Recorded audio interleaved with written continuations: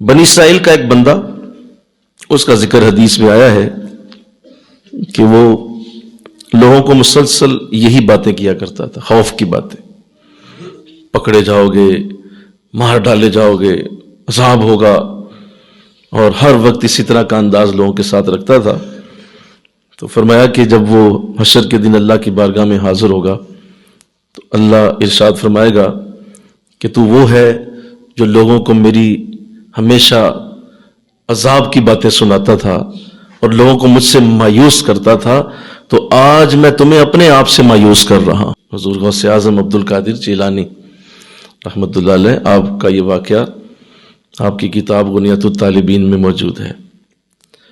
تو بہت خوبصورت درس دیا اللہ کی رحمت کا، بڑا پسند کیا لوگوں نے، کہا حضور بہت اچھی باتیں آج ہوئی ہیں۔ تو آپ نے پھر 18 سال وہ درس مسلسل دیا۔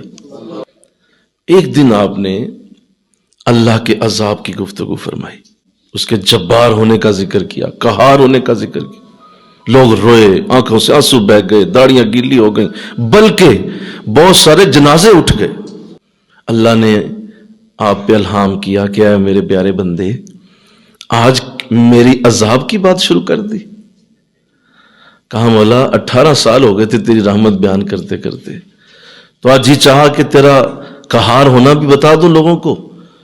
تو جواب آیا کہ اے عبد القادر، کیا 18 سال بعد میری رحمت ختم ہو گئی؟ اللہ کا یہ انداز ضرور ہے کہ وہ قہار بھی ہے، جبار بھی ہے، وہ ضرور لوگوں کو عذاب بھی دینے والا ہے، لیکن اگر ذکر اس کا اگر محبت سے کرتے رہو گے تبھی محبت ہوگی۔ تو ایسے ہی ہے جیسے ایک شیر ہے، تو اس شیر کو اگر کوئی کھانا کھلائے تو اس کھانا کھلانے والے سے شیر کبھی بھی اس کو زخمی نہیں کرتا۔ بالکل ایسے ہی اللہ اپنے اس بندے سے ہمیشہ پیار کرتا ہے جو اس کی محبت کا ذکر کرتا ہے اور آگے اس کی محبت کی بات کرتا ہے۔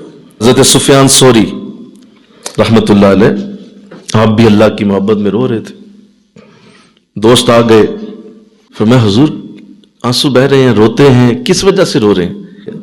فرمایا اللہ کی قسم، گندم کے دانے کے برابر بھی زندگی میں گناہ نہیں کبھی کیا۔ فرمایا بس اس لیے روتا ہوں کہ پتہ نہیں نیکیاں قبول بھی ہوں گی یا نہیں ہوں گی، اس لیے کوئی پتہ نہیں ہے۔ خوف بھی ہونا چاہیے، بولیے۔